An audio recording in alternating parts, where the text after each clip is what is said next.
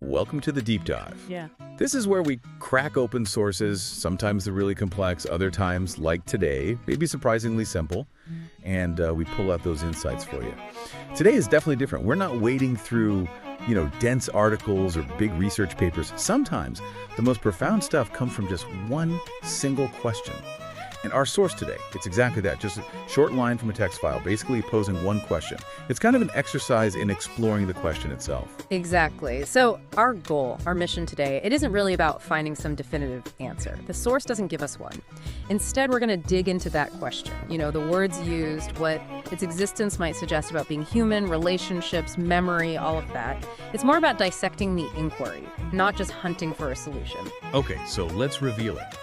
The question, straight from the source, is Kipanagari Kimpangere. Which, for our English-speaking listeners, translates to why men can't forget their ex-girlfriends.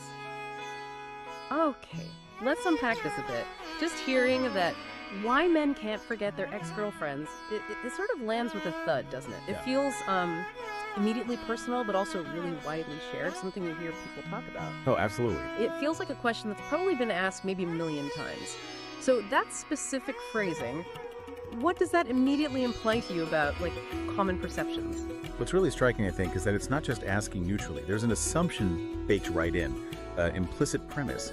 It suggests, or at least observes, this perceived reality that men do struggle with this, that they find it hard to forget past partners. Now, the source doesn't confirm or deny it, obviously, but just asking the question like that points to a common enough emotional struggle or observation to warrant asking it so directly. Yeah, it's like it comes from a shared feeling or something people have noticed. Exactly, like a collective whisper almost. That idea of a hidden premise, that's so key. Okay, let's dig into the actual words here, because they feel loaded. We've got men and forget. Let's start with men.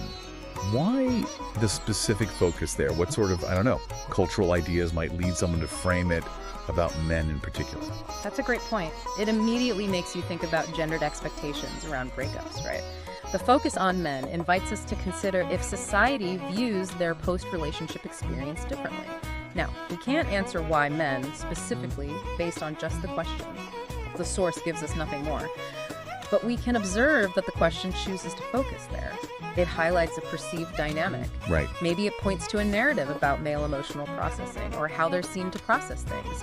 Whether that narrative is accurate or not, it's clearly out there.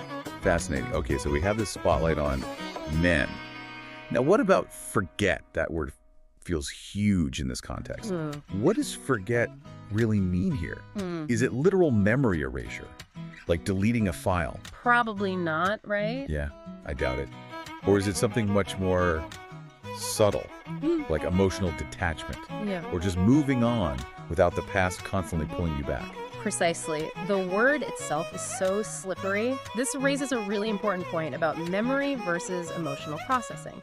When we talk about forgetting an ex, it's rarely about the facts, their name, what they looked like. It's almost always about the emotional weight, the feelings, the attachments, the sting maybe. Or how it shaped you. Exactly, how it still influences you. So forget might mean shedding the pain or maybe integrating the experience so it doesn't dominate your present.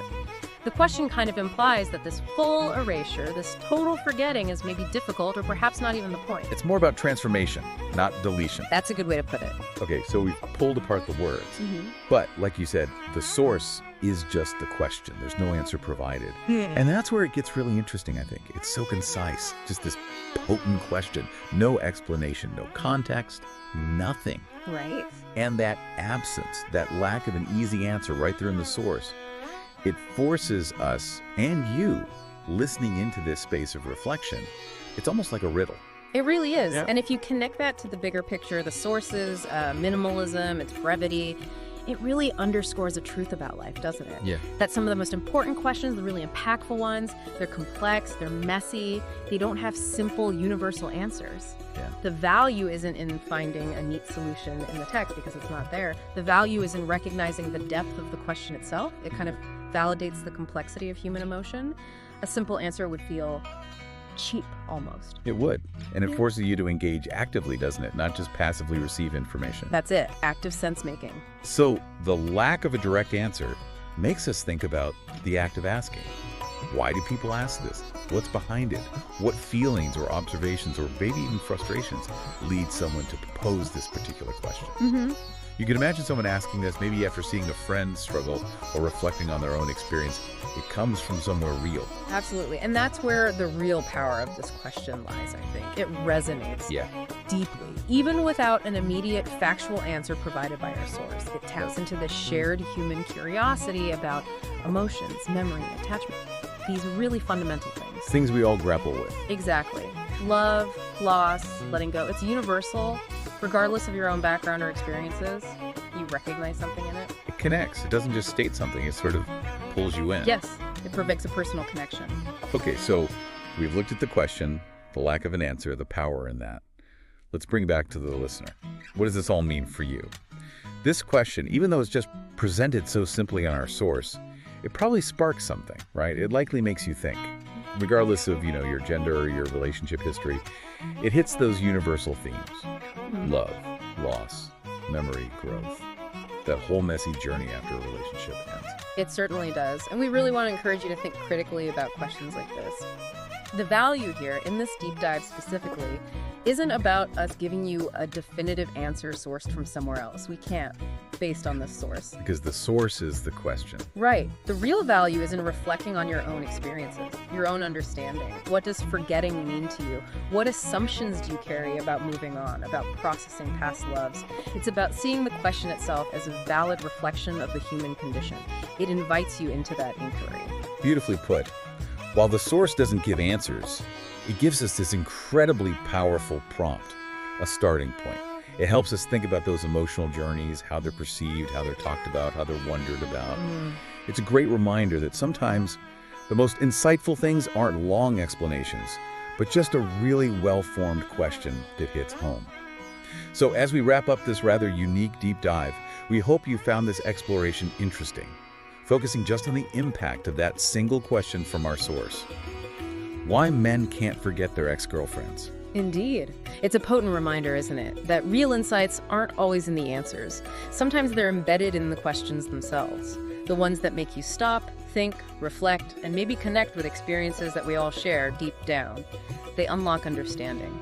Thank you for joining us on this exploration. It's been genuinely fascinating to see how much one line can spark. And maybe as you go about your day, just consider this.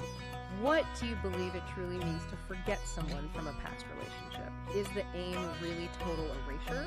Or is it maybe more about integration, learning from it, letting it shape who you become, without needing to delete the journey itself? Something to ponder.